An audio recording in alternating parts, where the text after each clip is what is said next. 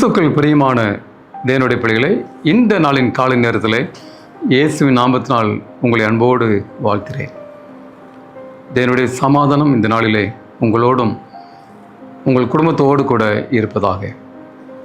இன்றைய ஜீவ வார்த்தையாக 101வது சங்கீதம் வசனம் 5 வாசிக்கிறேன், நன்றாய் கவனிங்கள். பிறனை ரகசியமாய் அவதூறு பண்ணுகிறவனை சங்கரிப்பேன், மேட்டிமை கண்ணனையும் பெருநெஞ்சும் உள்ளவனையும் பொறுக்க மாட்டேன்.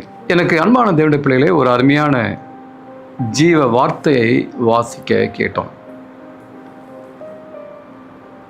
தாவீதின் வாழ்க்கையில் நாம் கற்றுக்கொள்ள வேண்டிய ஒரு பாடம்.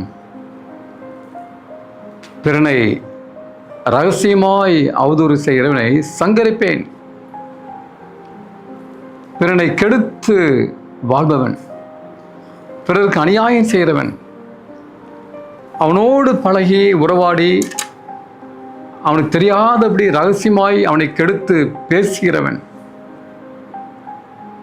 அவனை விரோதிக்கிறவன், நன்றாய் பழகி இனிமையாய் பேசி அவனுக்கு அவதூறு செய்கிறவனை நான் சங்கரிப்பேன் என்று சொல்லியிருந்தார் பெரியமானவர்களே.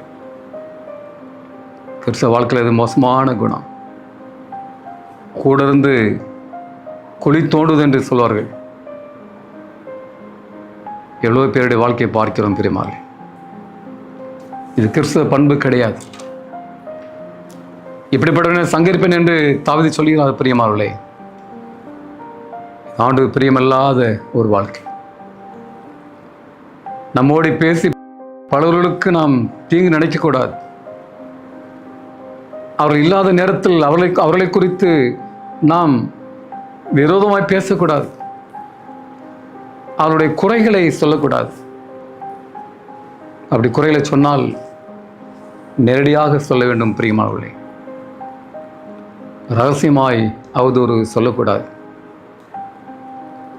அது மாத்திரமல்ல, கர்த்தரை விட்டு விலகக்கூடியவரை நான் வெறுக்கிறேன் என்று சொல்றார். நான் பொறுக்க மாட்டேன். பிரியமானவர்களே, ஆண்டவரை விட்டு விலகக்கூடிய அநேகர் நம்முடைய குடும்பத்தில் இருக்கலாம், நம்முடைய நண்பர்களாக இருக்கலாம். ஆண்டவர் பிரியமானவர்களே, அப்படிப்பட்டவர்களை நாம் விட்டு விலக வேண்டும். புத்தி சொல்ல வேண்டும். சொல்லாவிட்டால், கீழ்ப்படையாவிட்டால் நாம் அவர்களை விட்டு விலக வேண்டும். இன்றைக்கு துன்மார்களுக்கு அநேக கூட்டம் இருக்கிறது, நண்பர்கள் இருக்கிறார்கள். பிரியமானவர்களே, சிந்தித்து பாருங்கள். நம்மோடு கூட பழக்கூடிய மக்களுக்கு நான் அவதூறு சொல்லக்கூடாது, அவதூறு செய்யக்கூடாது. ரகசியமாய் அவரை குறித்து நாம் பேசக்கூடாது. இப்படிப்பட்ட வாழ்க்கை வாழுவோம். நாம் கண்களை மூடி ஜெபம் செய்வோம். எங்களை அதிகமாய் நேசிக்கிற அன்பின் ஆண்டவரே, இந்த நல்ல வேலைக்காக ஸ்தோத்திரம் அப்பா. இந்த செய்தி கேட்ட நம்முடைய பிள்ளைகளை ஆஸ்வதிங்க.